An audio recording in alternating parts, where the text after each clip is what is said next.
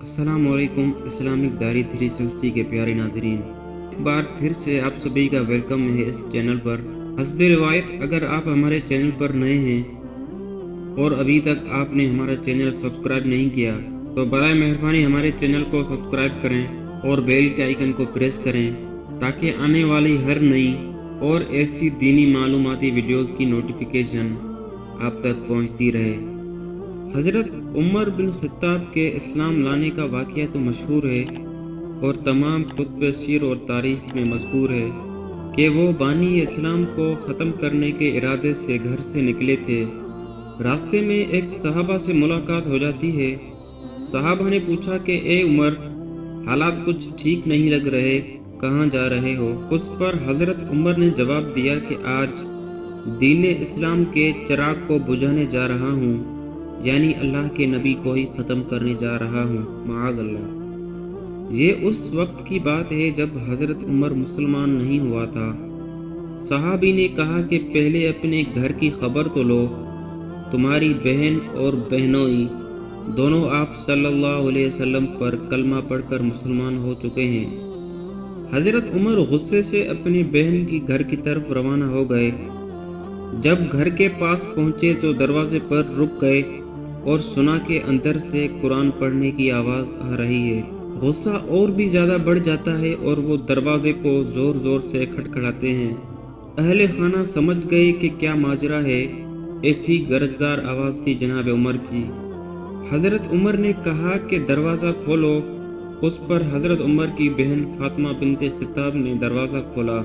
حضرت عمر نے اپنی بہن کو بولا کہ یہ میں کیا سن رہا ہوں کہ تم مسلمان ہو گئی ہو، اور بے تحاشا مارنا شروع کر دیا۔ بہن کا سر پھٹ جاتا ہے اور خون بہنا شروع ہو جاتا ہے۔ اس پر حضرت عمر کی بہن فاطمہ بنت خطاب بولی، عمر تم خطاب کے بیٹے ہو اور میں بھی خطاب کی بیٹی ہوں، جو ظلم کرنا ہے کرو، جتنا مارنا ہے مارو، لیکن میں محمد عربی کا دامن نہیں چھوڑوں گی۔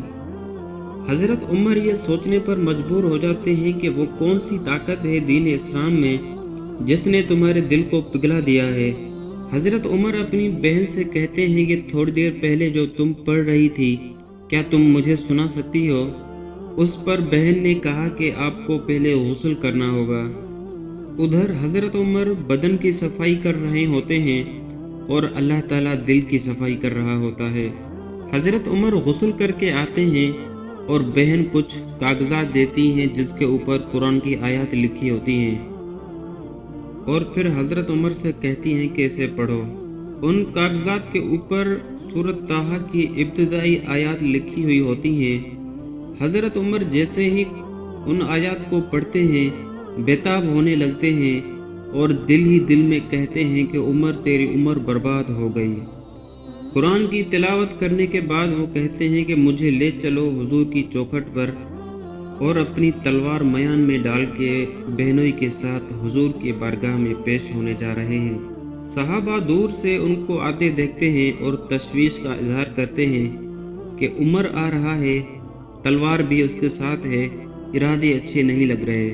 اس پر حضرت امیر حمزہ رضی اللہ تعالیٰ عنہ فرماتے ہیں کہ دروازہ کھول دو، اگر اچھی نیت سے آ رہا ہے تو استقبال کریں گے، اور اگر اچھی نیت سے نہیں آ رہا تو اسی کی تلوار سے اسی کی گردن کاٹ دیں گے۔ حضرت عمر سیدھا آ کے حضور کے سامنے احترام کے ساتھ بیٹھ جاتے ہیں۔ حضور فرماتے ہیں کہ اے عمر، کیا اب بھی وقت نہیں آیا کہ اسلام لے آؤ؟ یہی وقت ہے حضرت عمر کے اسلام لانے کا۔ اسی وقت لبوں پہ کلمہ جاری ہو جاتا ہے اور ہر طرف اللہ اکبر کی صدائیں گونجنے لگتی ہیں۔ تمام کتب سیر اس واقعے کو اس طرح لکھتے ہیں کہ اس سے پہلے اہل مکہ کی گلیاں پہلے کبھی نہیں گونجی جس طرح اس دن گونجی تھی۔ تو پیارے ناظرین، وہ عمر جو دین اسلام کا چراغ بجھانے نکلا تھا، اللہ تعالیٰ نے اس کے دل کو قرآن کے ذریعے روشن اور منور کر دیا۔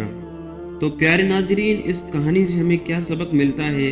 اپنی رائے کا اظہار کمنٹ میں ضرور کیجیے گا۔ آپ سے گزارش ہے کہ میرے چینل کو سبسکرائب کریں۔ آپ سے ملیں گے پھر ایک اور نئی ویڈیو میں۔ دعاؤں میں یاد رکھیے گا۔ تب تک اللہ حافظ۔